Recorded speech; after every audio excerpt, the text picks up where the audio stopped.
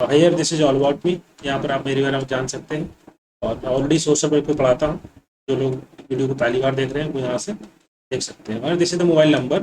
कोई भी आपको क्वेरी है, कोई डाउट है regarding social work UGC net subject, उस पर आप कॉल कर सकते हैं, इसी मेल कर सकते हैं। और ये टेलीग्राम चैनल, इसको आप जरूर ज्वाइन कर लीजिए। यहाँ पर सभी notification, video link, notes, what जो मैं प्रोवाइड कराता हूँ वो इस टेलीग्राम चैनल के अंदर मैं शेयर कर देता हूँ।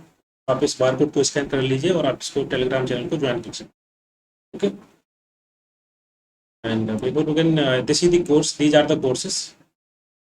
जो लोग, अगर आप ज्वाइन करना चाहते हैं कोर्सेज को, आप ज्वाइन कर सकते हैं। क्रैश कोर्स है। क्वेश्चन नंबर 67, इसका आंसर दीजिए।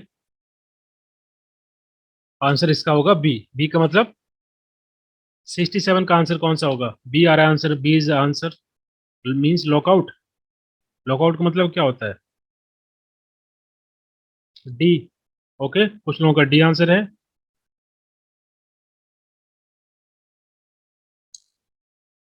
बी क्यों है? लॉकआउट का मतलब क्या होता है? ले ऑफ का मतलब क्या है? और रिट्रेचमेंट का मतलब क्या होता है? ले ऑफ मीन्स परमानेंट और द टेम्पररी काम में नहीं आना वर्कर का। ओके, ले ऑफ का मतलब क्या होता है? Discharge. Discharge of worker, temporary और permanent. Okay, because of some reason, कुछ भी हो सकता है। लॉकआउट का मतलब क्या होता है? रिट्रेंचमेंट का मतलब क्या होता है? इसका मतलब होता है, जनरली आपने सुना होगा, छटनी करना। Please mute. ओके, रिट्रेंचमेंट का मतलब क्या होता है? इसका मतलब होता है छटनी करना। हिंदी में बोलते हैं छटनी। सिंपल मतलब होता है टर्मिनेट कर देना ऑफ एम्प्लॉय। ओके, और लॉकआउट का मतलब होता है exclusion of employees by their employ. बिल्कुल काम ना करने देना, मतलब जो स्पेस है, जो वर्किंग स्पेस है, वहां पर अलाउ ना करना। इसलिए कि जो वर्कर है वो कुछ कंडीशन को माने, एग्री करे। जैसे कि मान लीजिए कोई कंपनी में कोई फैक्ट्री है, वहां पर कोई प्रोडक्ट बनाया जाता है, वहां पर वर्कर जो है, और किसी कंपनी का जो मैनेजमेंट है उन्होंने कुछ कंडीशन रखी है कि आपको ये कंडीशन को फॉलो करना है। ओके, और अगर मान लीजिए वर्कर फॉलो नहीं करते हैं तो वो उसको, लोगों को अलाउ नहीं करते हैं उस प्लेस पर जाने के लिए, वर्क करने के लिए, कि जब तक आप ये कंडीशन फॉलो नहीं करेंगे, okay, you are not allowed to enter in the working space. So that is called as lockout करना। और जो स्ट्राइक होता है, स्ट्राइक जनरली वर्कर के द्वारा किया जाता है। ओके, तो ये तीनों चीजें किसके द्वारा परफॉर्म की जा रही है? कंपनी के द्वारा, एम्प्लॉयर के द्वारा, मैनेजमेंट के द्वारा। और स्ट्राइक किसके द्वारा की जाती है? वर्कर के द्वारा। सो डी आपका आंसर करेक्ट होगा। ये तीनों चीजें सिमिलर हैं, because these are the perform by the management और the company, and it strike done by the worker. So that is the main difference. आपका ऑड हो जाएगा, D answer will be right answer. Clear है? इस question में कोई doubt? Okay, नहीं है। Question number 68, which of the following are the major of centre tendency. बहुत ही सिंपल क्वेश्चन है। ये क्वेश्चन किसी का गलत नहीं होना चाहिए, हम लोगों ने अच्छे से पढ़ा था। Okay, the tendency to be in the centre, that mean just average निकालते हैं और इसकी वैल्यू निकालते हैं मीन, मीडियन, मोड तीनों के माध्यम से। Okay, so option number C will be correct answer. Question number 69, इसको पढ़िए, इसका आंसर दीजिए। अभी हम लोग डिस्कस किए थे रेसिप्रोकल मॉडल के बारे में, ग्रुप वर्क में, और रेमेडियल मॉडल के बारे में। तो आपको पता होगा कि दोनों का मतलब क्या होता है। इसका आंसर दीजिए। और जो लोग भी आंसर दे रहे हैं, please mention question number. Neetu Chaudhary and सभी जितने भी आंसर आए हैं, देख लेते हैं कौन कौन है। Jayashree Nag, Jyoti Gupta, Rupal Jain, everybody please mention question number with the answer. Question को पढ़िए। Reciprocal model and remedial model हम लोग अभी डिस्कस किए थे इसके बारे में। Reciprocity that is the based on the system theory और नेबरिंग थ्योरी जो बात किए थे। Okay, humanistic psychology, existential perspective, बिल्कुल। तो पहला तो आपको करेक्ट लग ही रहा होगा, जो कि अभी डिस्कस किए थे। और दूसरा है रेमेडियल मॉडल। ओके, जिसमें social work as a mediator की तरह काम करता है। दैट इज आई थिंक यही था ना। Okay. Remedial model. Remedy that means person के बिहेवियर को बदलने के लिए, जो डेविएंट बिहेवियर है, किसी प्रकार का इंडिविजुअल डिसफंक्शन है, उसको बेहतर करने के लिए। ओके, तो यहाँ पर जो दिया हुआ है, remedial model of social group work is based on the programming social consciousness social responsibility and social change, ये गलत है ना।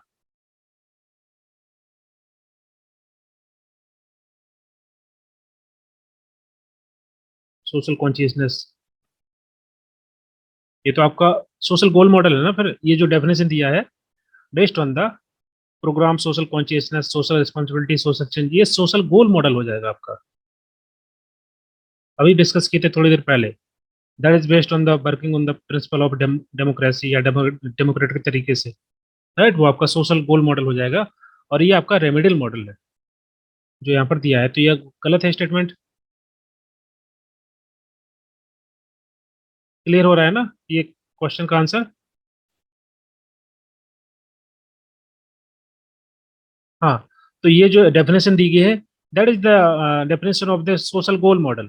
और रेमेडियल मॉडल की डेफिनेशन अलग होती है, जहाँ पर हम फोकस करते हैं किसी पर्सन के डेविएंट बिहेवियर को बदलने के लिए, डिस्फंक्शन को ठीक करने के लिए, किसी प्रकार की सफरिंग है उसको ठीक करने के लिए, ओके, इंडिविजुअल के बिहेवियर को ठीक करने के लिए, ट्रीटमेंट करने के लिए। तो ये मेडिकल हेल्थ केयर सेक्टर में जनरली यूज किया जाता है। ये रेमेडियल मॉडल डॉक्टर के द्वारा यूज किया जाता है, क्लिनिकल काइंड ऑफ ओरिएंटेशन होती है इस मॉडल की। तो आपका सी विल बी राइट आंसर, पहला करेक्ट है, दूसरा इनकरेक्ट है। हाँ, सी इसका करेक्ट हो जाएगा।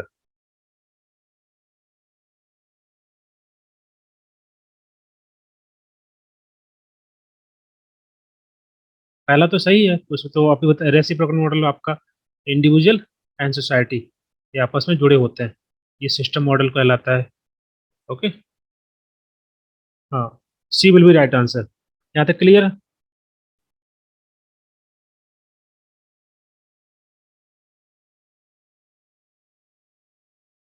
अरे बोलिए, किसी का कोई आंसर नहीं आ रहा है। आगे बढ़े। हाँ, question number 70। What is the true about new born breast feeding in India. India में आपको बताने तीन स्टेटमेंट दिए हैं, इनमें से कौन सा सही है। ओके, जब बच्चे का जन्म होता है, नवजात शिशु को लेकर के उसको ब्रेस्ट फीडिंग की जाती है, तो उसको लेकर के इनमें से क्या सत्य है, ये बताना है। Breast feeding is the delay, delay की जाती है जानबूझकर, या milk first milk is consider impure और डिस्कार्डेड, ऐसा माना जाता है सोसाइटी के अंदर कि ये इम्प्योर है, उसको नहीं पिलाना चाहिए शुरुआती में कुछ समय के लिए।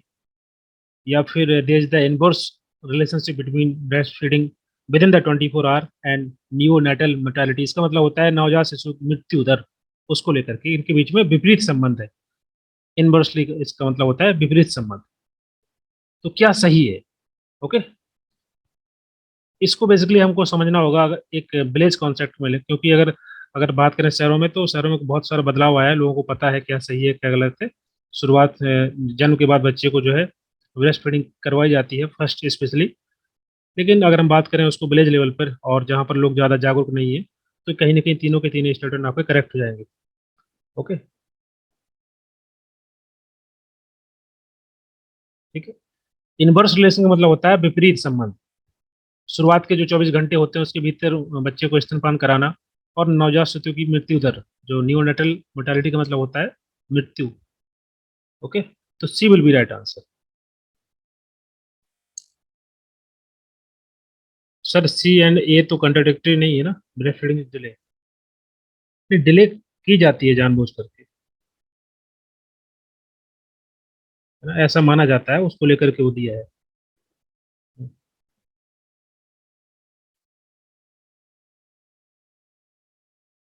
ओके,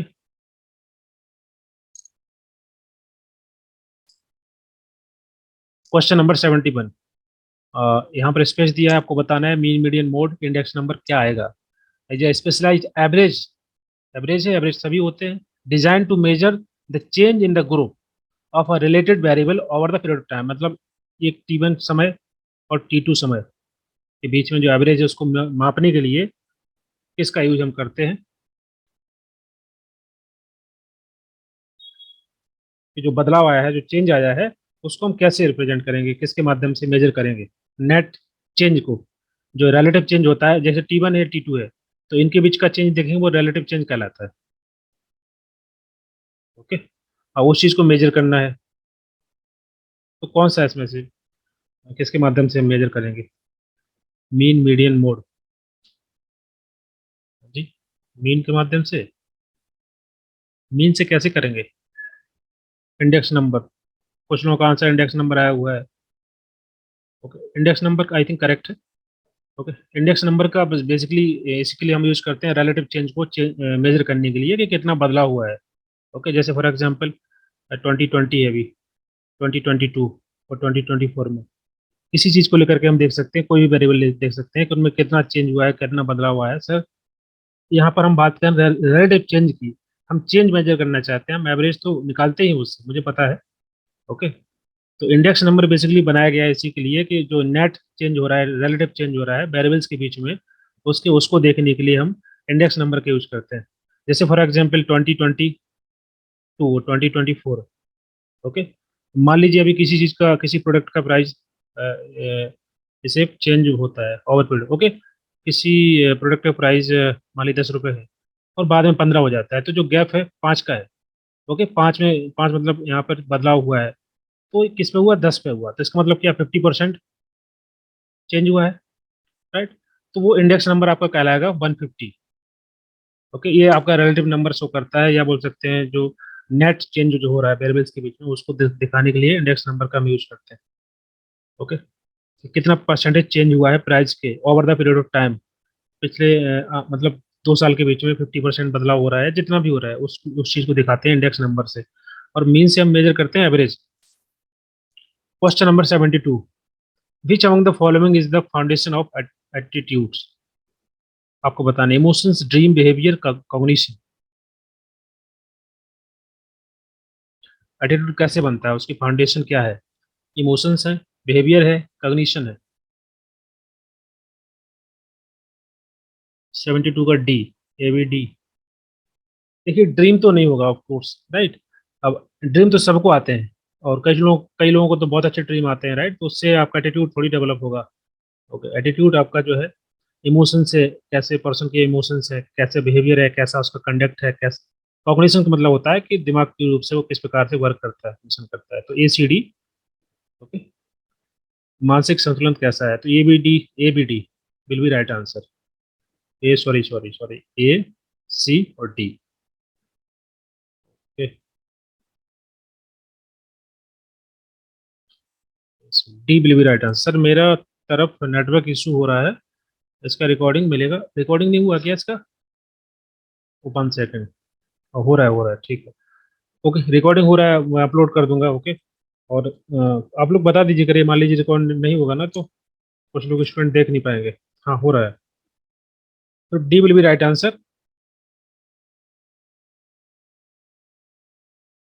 क्वेश्चन नंबर 73, इसको आपको पेयर करना है लिस्ट वन और लिस्ट सेकंड को। बहुत ही सिंपल क्वेश्चन है। ओरल हिस्ट्री, सर्वे, सैम्पलिंग, केस स्टडी कैसे होती है, किस प्रकार का डेटा हम लोग कलेक्ट करते हैं, क्या है, इसके रिगार्डिंग यहाँ पर दिया गया है। Qualitative data, people knowledge, in depth study of unit, और रिप्रेजेंटेटिव ऑफ द होल।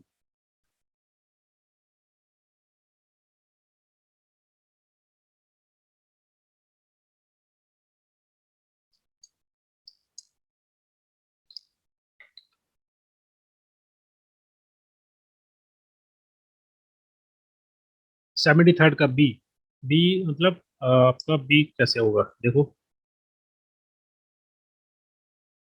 इसका मतलब बी अगर हो रहा है, तो अच्छा यहाँ पर ऐसे ऑप्शन दिए हैं, एक के साथ फर्स्ट है, सेकंड है, थर्ड है, फोर्थ है, इसका मतलब है कि आपको एक ऑप्शन पता चल जाएगा तो आंसर लगा सकते हैं। ओके, ओरल हिस्ट्री पहला दिया है, क्वालिटेटिव डेटा ये तो होगा नहीं। सर्वे, सर्वे क्वालिटेटिव डेटा डेटा होता है, राइट? जैसे आपने देखा होगा मॉल वगैरह में लोग सर्वे करते हैं, कॉलेज में, यूनिवर्सिटी में लोग आते हैं सर्वे करने, कई प्रकार के सर्वे होते हैं, वो क्वालिटेटिव डेटा होता है, लोगों से पूछा जाता है। जैसे आप कोई प्रोडक्ट लेने गए मार्केट में, मान लीजिए आपने शॉपिंग की है, आपने शूज लिया, शर्ट ले लिया। ओके, अब आपके पास मैसेज आता है कि आपकी सर्विस से सेटिस्फाई है, किस प्रकार का आपको पसंद आया, राइट। इस प्रकार से यहाँ पर मान लीजिए किसी के द्वारा सर्वे किया गया कि आप कितने खुश हैं उस प्रोडक्ट से, सेटिस्फैक्ट्री, अनसेटिस्फैक्ट्री, तो वो क्वालिटेटिव डेटा कहलाता है। ओके, क्वांटिटेटिव डेटा भी हम कर सकते हैं सर्वे के माध्यम से। कई प्रकार का डेटा, जनरली हम क्वांटिटेटिव डेटा कलेक्ट करते हैं सर्वे के माध्यम से। सैम्पलिंग का मतलब क्या है? सैम्पलिंग का मतलब सिंपल है कि पूरी पॉपुलेशन में से कुछ सैंपल निकाल लेते हैं, वो रिप्रेजेंट करता है पूरी की पूरी यूनिवर्स को। So representative of the whole. Case study किसी पर्सन की होती है, किसी इंडिविजुअल पर्सन की, या फिर मान लीजिए ग्रुप की, या किसी फिनोमेना की, किसी सिचुएशन की स्टडी कहलाती है, इन डेप्थ स्टडी कहलाती है आपका। हाँ, ऑप्शन नंबर ये आपका थर्ड से कनेक्ट हो जाएगा, तो ऑप्शन नंबर बी आपका करेक्ट हो जाएगा। ओके। ओरल हिस्ट्री का मतलब जैसे कि मान लीजिए लोगों के द्वारा बोला गया पुराना कि उन्होंने 50 साल पहले ऐसे ऐसा था, कुछ किसी भी इशू को लेकर के बताते हैं, तो वो लोगों का नॉलेज होता है। Okay, B will be right answer. Question number 74, which among the following sets of elements allow individuals to work together in a group to effectively achieve a common purpose? Common purpose, common goal को achieve करने के लिए जब लोग मिलकर के एक साथ काम करते हैं, तो आपको बताना है उसे क्या बोलते हैं। शेयर रिसोर्सेस होते हैं, share experience, share values, share network.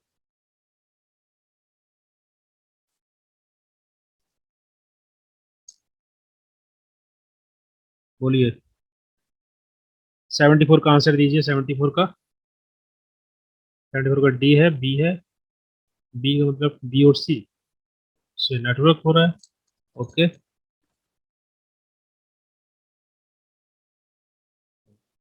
B और सी एक्सपीरियंस।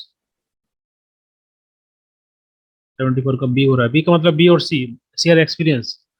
ओके, अगर मान लिया एक्सपीरियंस नहीं है तो भी तो देखिए सिंपल है, इसको समझिए। कोई कंपनी, ओके, सबसे पहले उस कंपनी की जो कोर वैल्यू होती है उसके आधार पर लोगों को लिया जाता है। जैसे आप किसी कंपनी में ज्वाइन करेंगे ना, ओके, तो एचआर आपसे पूछता है या उससे डिस्कशन होता है। तो आप अगर आप उस कंपनी के कोर वैल्यू को मतलब समझ पा रहे हैं, आपको समझ में आ रहा है कि आप कर पाएंगे काम, नहीं कर पाएंगे, तभी आप ज्वाइन करेंगे।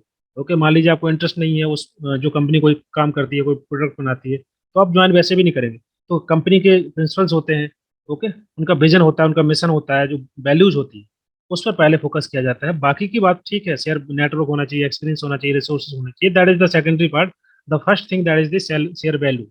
ओके, तो आपका सी विल बी करेक्ट आंसर, मतलब सी होगा तो आपका डी हो जाएगा यहाँ पर। वैल्यू के अंदर विजन मिशन सब आ जाएगा, हाँ बिल्कुल सब कुछ आ जाएगा। ओके। हाँ, वैल्यू का मतलब होता है कि वो किस आइडियोलॉजी पे काम करता है, कोई कंपनी, कोई फैक्ट्री। ओके, अगर आपकी आइडियोलॉजी मैच करेगी तभी आप उसको ज्वाइन करेंगे, राइट। ओके, बाकी पैसे के लिए लोग ज्वाइन कर लेते हैं, वो अलग बात है। बट सिंपल अगर हम बात करें तो जो वैल्यूज होती है हर कंपनी की, वो मेन चीज होती है। ओके, तभी लोग साथ में मिलकर के काम करते हैं। Question number 75, which of the following are stage of acceptance? हाँ, शेयर वैल्यू है ना, ये वाला, तो आपका डी हो जाएगा। Question number 75 sir, answer share value है, हाँ ठीक है, शेयर वैल्यू है। Which of the following are the stage of acceptance? बताइए।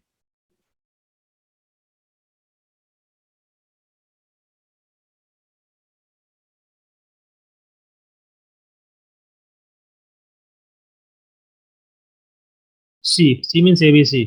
कैसे है, एनीबडी कोई बताएगा इसका मतलब क्या होता है? ये साइकिल है पूरा, स्टेज बोल सकते हैं या साइकिल, एक्सेप्टेंस। बेसिकली इसको, ये जो है इसको हम यूज करते हैं जैसे जब लोग किसी प्रकार की प्रॉब्लम में होते हैं या किसी ट्रॉमा से गुजर रहे होते हैं। ओके, लाइफ में कुछ अचानक कुछ घटना घट जाती है, okay, that is not acceptable, इस प्रकार से उसको लेकर के जो है ये पूरी की पूरी साइकिल होती है, इसको हम बोलते हैं cycle of acceptance. Different stage में डिफरेंट, एकता कपूर के सीरियल में ये साइकिल दिखता है। अच्छा, कैसे मतलब? स्टेज ऑफ ग्रीफ, हाँ बिल्कुल, अनुश्री, स्टेज ऑफ ग्रीफ बिल्कुल सही है। These are the stage of grief, और सही से, हाँ। ओके, जो लोग भी सीरियल देखते होंगे एकता कपूर के, उनको पता होगा क्या स्टेजेस है। शुरुआत में कोई न्यूज आती है, बैड न्यूज, बुरी खबर, ओके, उसको लेकर के शुरुआत में हम चौंक जाते हैं या उसको मानते नहीं है, डिनाइल मोड में होते हैं, तो आपका डिनाइल आएगा। ओके, कि कोई चीज ऐसे कैसे हो सकता है, समथिंग लाइक। उसके लिए उसके बाद हमको एंगर आता है। सिंपल ले लीजिए एग्जाम्पल एग्जाम रिजल्ट का, क्लास 10th का, क्लास 12th में। अभी तो हमारा एग्जाम जो है ऑब्जेक्टिव होता है, हमको पता होता है कि कितने नंबर आने वाले हैं। लेकिन जहाँ पर सब्जेक्टिव एग्जाम होगा, जहाँ पर पता नहीं रहता, कितना भी लिख दूँ लेकिन डर लगता है पता नहीं कितने मार्क्स आए।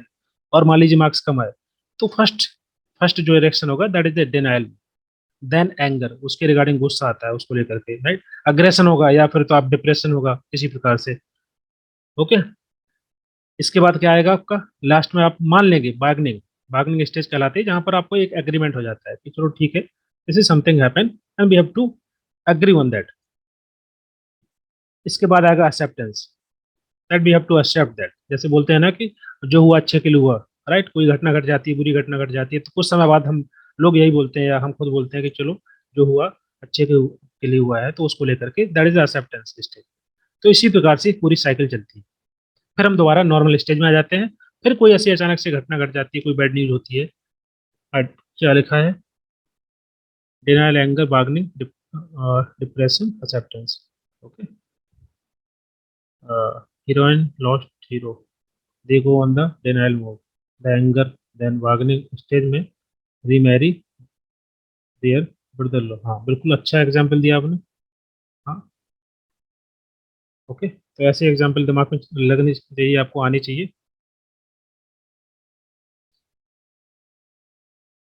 ओके, क्लियर है। ये आपका एबीसी हो जाएगा आंसर, एबीसी।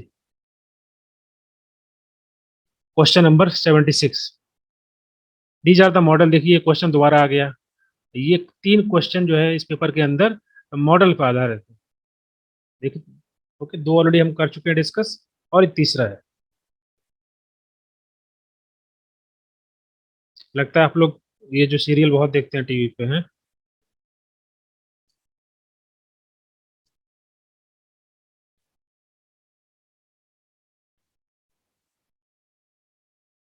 क्वेश्चन नंबर 76 का आंसर दीजिए।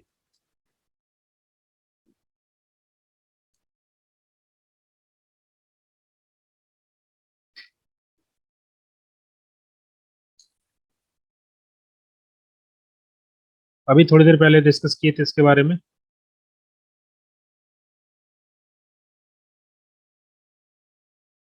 76 का आंसर ये है।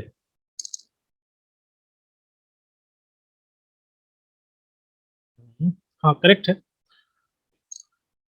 रेमेडियन मॉडल आपका Vinter, reciprocal model, Schwartz and development model, Bernstein and Lowy, social goal model, Konopka and paper.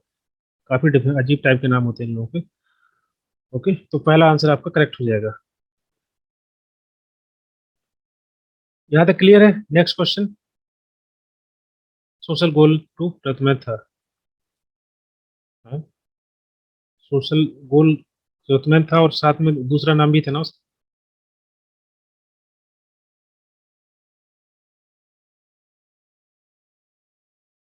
Social goal model,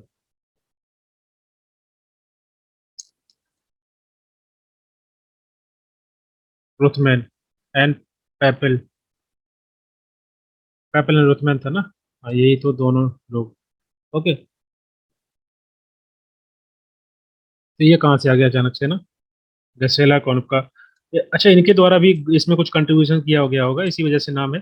बाकी ये तीन आपके पेयर हो रहे हैं, तो इसका मतलब आपको एक ही ऑप्शन बचता हुआ है। ओके, और इनके द्वारा क्या दिया गया है उसको भी देखना पड़ेगा। ओके, ये गलत तो नहीं होगा। ओके। हाँ यही है दोनों का लोग। ओके, इनका इसमें कंट्रीब्यूशन होगा सोशल गोल मॉडल में, या इनके द्वारा कुछ अलग थ्योरी दी गई है इसके रिगार्डिंग, तो इसी वजह से यहाँ पर इनका नाम दिख रहा है। ओके।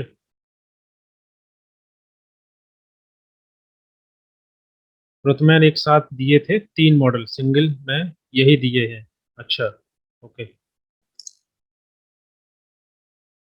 हाँ, तीन वो मॉडल दिए थे, इसी वजह से उसका नाम था। हाँ बिल्कुल करेक्ट है। तो आपका फर्स्ट आंसर करेक्ट हो जाएगा। ओके।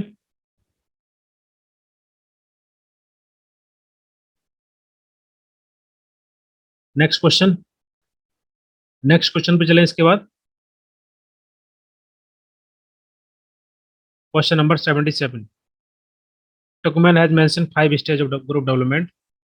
कौन सा होगा, बहुत ही सिंपल क्वेश्चन इसका आंसर होगा।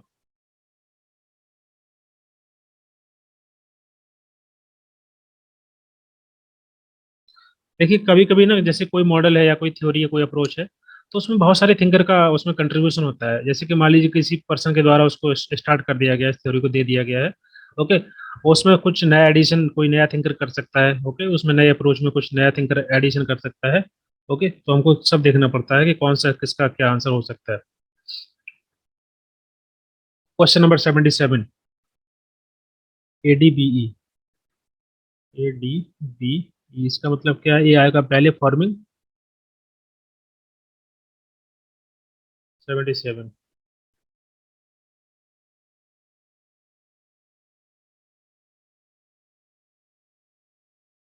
कौन कौन सी स्टेजेस हैं, आप नाम बताइए कमेंट में। पांचों स्टेज के नाम। सर कौन का सोशल ग्रुप वर्क के हेल्पिंग प्रोसेस थ्योरी से रिलेटेड है? ओके ओके, ठीक है। फॉर्मिंग है, और उसके बाद स्टॉर्मिंग, नॉर्मिंग, उसके बाद परफॉर्मिंग, और एडजॉर्मिंग। ओके, तो FSNPA।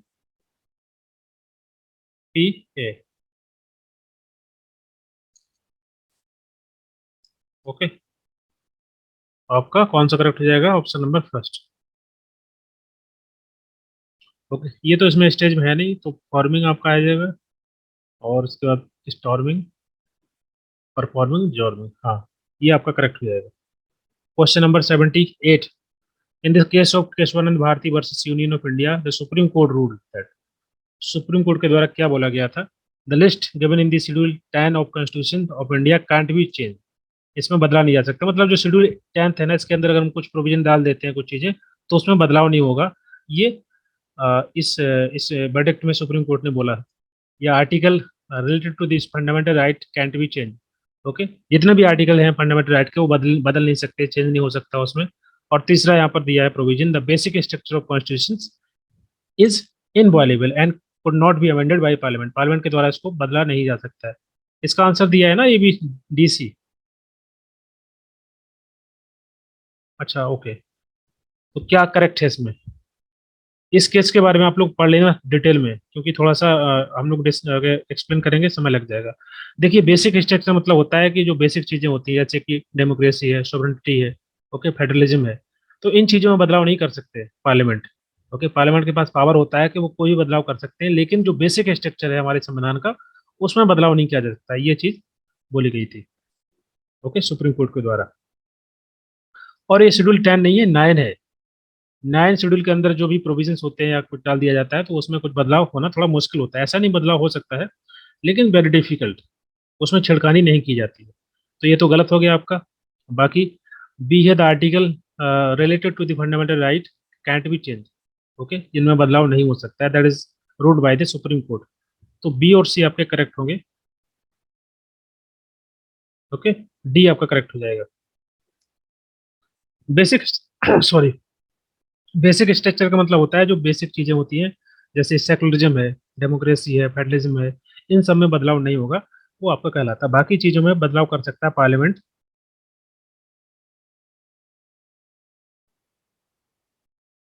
ओके, और ये जो केस है Kesavananda Bharati versus union of India, इसको आप डिटेल में पढ़ लेना गूगल पे, और नहीं समझ में आया तो बताना, मैं फिर उसको दोबारा से वीडियो बना दूंगा, एक 5 minute.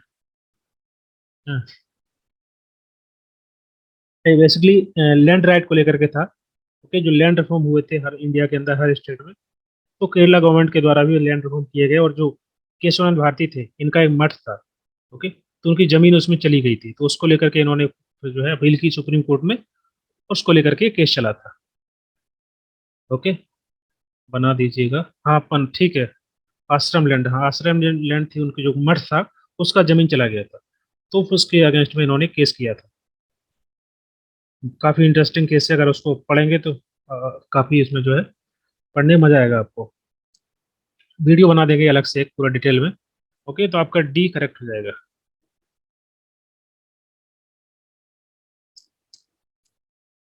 Question number 79। Housing first model is associate with. Construction worker के लिए था ये मॉडल, या होमलेस पर्सन्स के लिए, या हॉस्पिटल्स के लिए, या स्कूल चिल्ड्रन के लिए?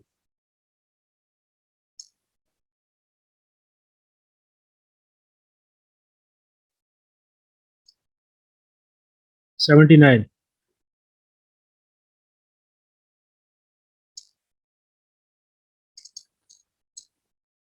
बेसिकली इसका जो पर्पस था कि जो लोग हैं, राइट, होमलेस लोग हैं, उनको घर मुहैया कराया जाए। Basically in the notion of the housing is a basic human right, right, लोगों का अधिकार है, ये बेसिक ह्यूमन राइट है, तो उनको हाउसिंग प्रोवाइड कराना ये जिम्मेदारी बन जाती है। ओके, स्पेशली जैसे जो डिसेबल्ड होते हैं या जिनका घर नहीं होता है उनको घर प्रोवाइड कराना, तो बी आपका करेक्ट हो जाएगा। Question number 80, and this is the last question, इसका आंसर आपको देना है। और किस ईयर में कौन सी स्कीम को, योजना को लाया गया, ये आपको कमेंट बॉक्स में मेंशन करना है, ABCD के करके बताइए।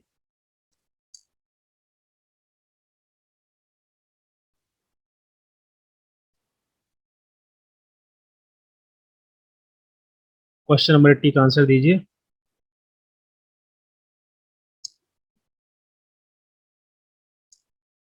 आप लोग क्लास में डिनर करके बैठते हैं ना, डिनर वगैरह लेट करते हैं खाना?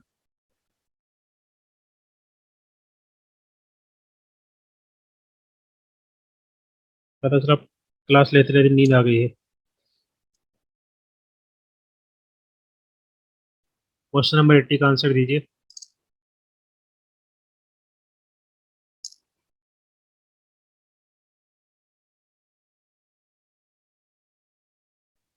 पहली स्कीम प्रधानमंत्री उज्ज्वला योजना कब लॉन्च किया गया? सॉरी, सॉरी किस बात के लिए? PM ग्राम सड़क योजना 2000 में लाया गया था। बिल्कुल करेक्ट है। किसके द्वारा, ये किसका आंसर था? ओके ओके, कोई बात नहीं, नहीं पता है तो कोई बात नहीं है, सीखना है। हाँ? अनिल कुमार साहू 2000 में, बिल्कुल करेक्ट है आंसर। ओके, प्रधानमंत्री ग्राम सड़क योजना, ये आपका 25 दिसंबर 2000 को इसको लाया गया था। इसके अलावा प्रधानमंत्री उज्ज्वला योजना, ये तो आपको पता होगा, याद होगा, यूपी के अंदर बलिया डिस्ट्रिक्ट में इसको लॉन्च किया गया था 1 मई को 2016 में। और स्वच्छ भारत अभियान बहुत ही सिंपल है, महात्मा गांधी की गांधी जयंती पर 2 अक्टूबर को 2014 में इसको लॉन्च किया गया, गांधी जयंती पर। ओके, और आयुष्मान भारत योजना, बताइए कब इसको लॉन्च किया गया था? ये basically health care sector, largest health insurance scheme थी ये, 2018 में। कहाँ पर किया गया था? रांची के अंदर। ये बहुत ही अच्छी स्कीम्स हैं और इनको आपको याद होना चाहिए। हाँ? और एक है नेशनल ब्रॉडबैंड मिशन, इसको कब लॉन्च किया गया था? 2019 में। 18 में बेसिकली उस स्कीम के अंदर लाया गया था। 2018 में एक पॉलिसी बनाई गई थी, इसको बोलते हैं national broadband mission, sorry, national digital policy 2018 में लाई गई। उसके बाद फिर इसी पॉलिसी के अंतर्गत इस मिशन को चलाया गया था, तो 2019 बोल सकते हैं। ओके, 2018 में पॉलिसी बनाई गई थी और लॉन्च किया गया था NBM को 19 में, if I am not wrong. Anil Kumar Sahu 2018, I think ये आपकी पॉलिसी, नेशनल डिजिटल पॉलिसी 2018 में आई थी, और उसके बाद इसको लॉन्च किया गया था, इस मिशन को। ओके, तो आप इसको सही क्रम में लगा लीजिए, क्या आंसर होगा? पहले बी आएगा 2000, तो बी किस में है? दो आपके एलिमिनेट हो गए ऑप्शन। अब देखते हैं COD में, COD में कौन आएगा पहले? ये सी, तो ये भी एलिमिनेट हो गया ऑप्शन, पहला ऑप्शन करेक्ट हो जाएगा। ओके, तो क्वेश्चन नंबर 80 तक हम लोग डिस्कस कर लिए हैं, बाकी बात करेंगे कल। आप लोगों को समझ में आ रहा है ना?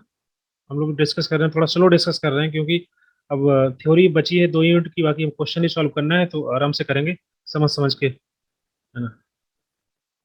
बहुत सारी चीजें हम भी सीखते हैं इसमें, कहीं कहीं पर। एक क्वेश्चन है, कौन सा क्वेश्चन था, हाँ, उसको मैं कल बता दूंगा। कौन सा उसमें करेक्ट एक्ट है, कब किसको लॉन्च किया गया था, कौन सा था, मैं देख लेता हूँ एक बार दोबारा। ठीक है, मैं उसको चेक करके कल बताऊंगा उसका आंसर। ओके गाइस, तो thank you so much for joining this session, and good night, good night to everyone. Sir, paper के बाद पहले थ्योरी कंप्लीट कर सकते हैं? पेपर के बाद पहले, इस पेपर के बाद पहले थ्योरी, हाँ कर सकते हैं, ऐसा नहीं है। और वैसे यूनिट 9 यूनिट 10 तो हम लोग लास्ट में ही डिस्कस किए ना, तो आपने वीडियो देखे होंगे। रिवीजन करना है वो, उसमें बहुत ज़्यादा ऐसा कुछ कॉन्सेप्ट नहीं है यूनिट 9 में, वो याद करने वाला है बहुत सारे, जैसे कि डिजीज़ है, ओके, कॉमन डिजीज़ या नो, उनके बारे में आपको पढ़ना पड़ेगा। तो मॉर्निंग में क्लास ले लेंगे कभी सैटरडे को संडे को, तो 2-3 घंटे के लेक्चर में उसको कंप्लीट कर लेंगे। ओके, उसमें बेसिक बेसिक छोटी छोटी चीज़ें हैं, वो आपको याद करना है, तो रिवाइज कर देंगे उसको, समय नहीं लगेगा। ठीक है, जो थ्योरी पार्ट है उसको छोड़ दीजिए, वो मैं रिवाइज करा दूंगा, मुझे पता है कब कराना है किस टाइम पे। बाकी हम लोग क्वेश्चन डिस्कस करते रहेंगे ऐसे कंटिन्यू। ओके, और आप लोगों ने फॉर्म फिल किया उसका, कोल इंडिया लिमिटेड का, जो उसमें कम्युनिटी डेवलपमेंट की पोस्ट आई हुई है, बहुत सारी पोस्ट हैं, आप लोग फिल कर देना, है ना। पेपर वन का तैयार है, खाली करंट अफेयर पढ़ना होगा थोड़ा सा, और इंग्लिश बहुत सिंपल आता है। थोड़ी सी हिस्ट्री, मतलब थोड़ा सा जीके जीएस पढ़ना पड़ेगा ज़्यादा।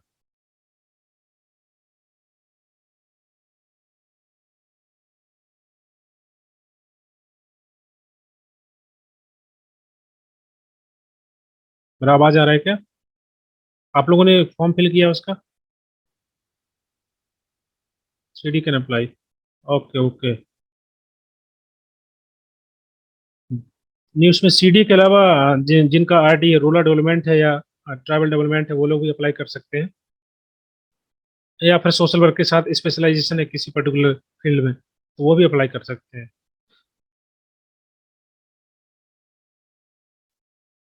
हाँ, Monalisa, I can apply.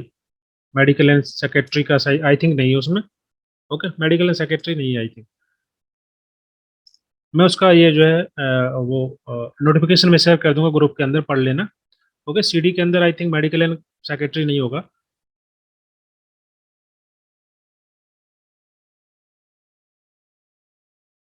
Okay guys, so I think time हो गया ऑलरेडी, क्लास जो है अपने आप एंड हो जाएगी 1 मिनट के अंदर। Now you can leave the class, कोई डाउट है तो पूछ लीजिए। Good night, good night to all of you.